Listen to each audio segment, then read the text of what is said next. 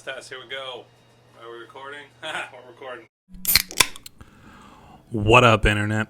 J.O. here from Barley Hops and Tabletops, and today we are looking at our final retired character, which was the Drifter, and it took some convincing to get our Drifter player to retire. No, I'm just kidding. In the beginning, he said he was never going to retire because he just loved the character so much. But as it goes in Frosthaven, you do get bored over time, even when your character is wildly powerful. And he got bored, and his character was wildly powerful. So here we go. Let's dive into the stats. I know there is a lot. I've read, at least online, people that did, like, there's many people that think the Drifter is amazing, and the Drifter is amazing. The stats are going to show it here. I mean, it's some of the best at everything in the game, and it is above average because of these persistent abilities that you can just flex to whatever you need in the scenario. It's incredible. But I know people argued, like, oh, it's not that good, it doesn't have that good of an upgrade path, and blah, blah, blah. I don't see it. I don't know why people don't think this character is that great. Our guy went with the ranged build, so that's super important to keep in mind. But we do have another video coming out that's going to compare melee versus range, and you can see that they're actually pretty equal in a lot of ways, which is kind of cool. Really good character design there. So let's dive in. Initiative. So no surprise here. Actually, kind of a surprise. A little below average. I thought they'd be above.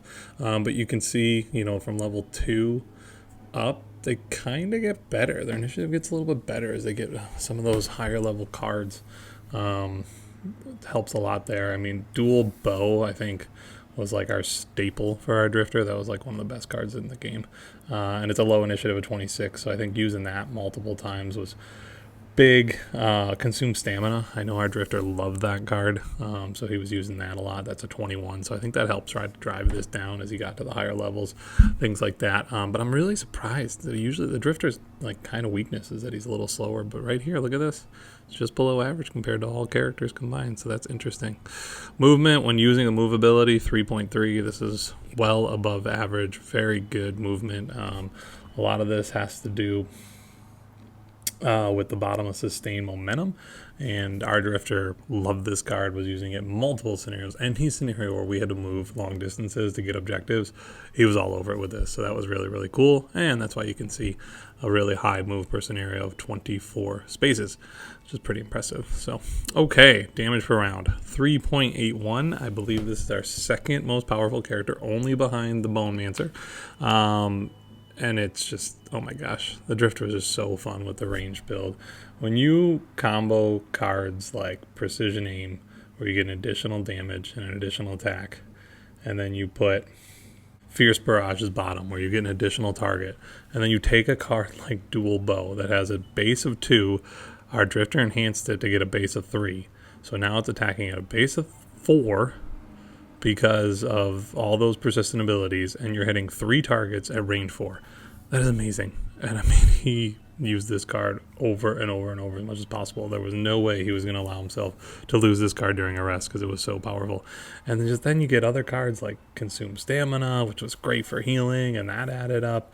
It was just fun playing with the Drifter. I mean, it feels like playing Legolas in the range build. Like, you just multi-attacking many monsters. I think this works great in our party because we're a party of 4, and that means that there's a lot more monsters on the board. I don't think it would work as good in a party of 2, but it was amazing and really, really fun. And you can see here, I mean, through the levels, pretty much either at average or above average, and then a huge jump we had at level 6 with our playing, and I think a lot of that contributed to Consume Stamina and just an incredible modifier deck and stuff like that. But overall, throughout, very powerful character. Always felt powerful, always felt useful, always felt like there was things you could do every single round that was effective here. So max damage per round 14, not the best there, but did it multiple times at levels 5 and 6, which is interesting. So attacks per round 1.4, above the average, and that makes sense because that's sort of that rangy, Legolasy, I'm going to attack multiple characters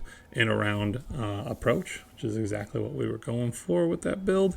And damage per attack below average. And again, usually when characters have a lot of attacks per round, their damage per attack is less. That's sort of how the game balances out. But in general, it seems, now we're going to do a video on this at some point, but it seems that characters that get many attacks per round are more powerful and have a higher damage per round than characters that get less attacks per round, which is interesting because you would think it would kind of balance, because the characters that get less attacks per round would do higher damage per attack, which they do, but it's just harder for those characters to get off the consistency. Anyways, something to look forward to in the future. So, all right, when healing, heal of 3 on average. This has a lot to do with continuous health, which is just an amazing card, and you can see in our other videos that we talk about this versus Unbreakable, and it's got an edge over Unbreakable. And then as we talked more in the comments, you can see that lots and lots of people really, really like continuous health, and it's a great card, and it offers a lot. So heals performed per mission was roughly 3 on average. Our drifter didn't go heavy into healing. In the later levels, he was using consumed stamina as his heals, and there's a couple bottom row heals here and there. Cards like Vile Assault, Prudent Preparation, things like that. He had like 1 or 2 of those in there, just to make sure that we could Crushing Weight, bottom of Crushing Weight, just to make sure that we had the ability to heal, but wasn't super heavy on healing. And you don't need, it's interesting when you play the range build because you don't take as much damage, so you don't need to necessarily have the heals. But if you have the heals, you can heal your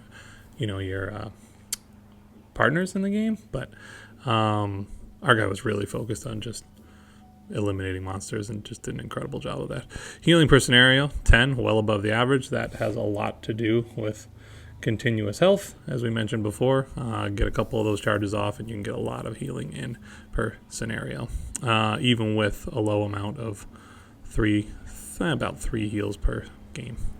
All right, damage taken per scenario, 14, little above average. I think that had to do with the lower levels. You can kind of see, it's kind of all over. Lower levels, we took a lot of damage, and then it sort of leveled off as we got to the higher. Good health pool, so there's no problems there. I know our drifter had some items, too, to absorb damage, and that helped as well. So attacks taken per scenario, very average, slightly above. And as you can see, as we got more and more into the range class, because we didn't really start that till level 4, we started to take less and less attacks throughout the levels, which is exactly what you would expect, and that's really cool to see in the data. So damage taken per attack, 1.87. Drifter is fairly tanky. A lot of this, I think, had to do more with items than actual persistent abilities, because all of our persistent abilities with our drifter were focused on doing a lot of damage.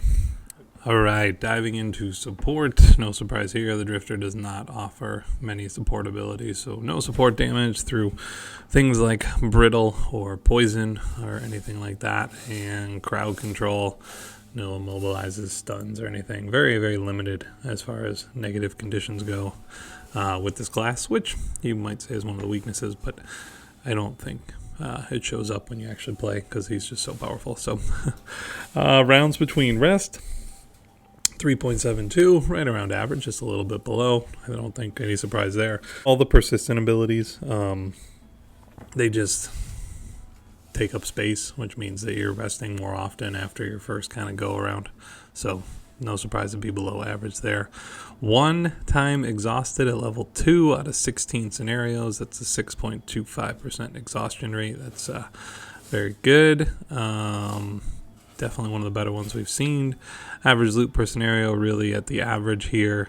Experience through the roof. The best character we've seen at gaining experience, well above average. I don't think any surprise there. Any drifter player knows that they're cranking through the levels. And then 60% objective, so right at the average. Got its objective done.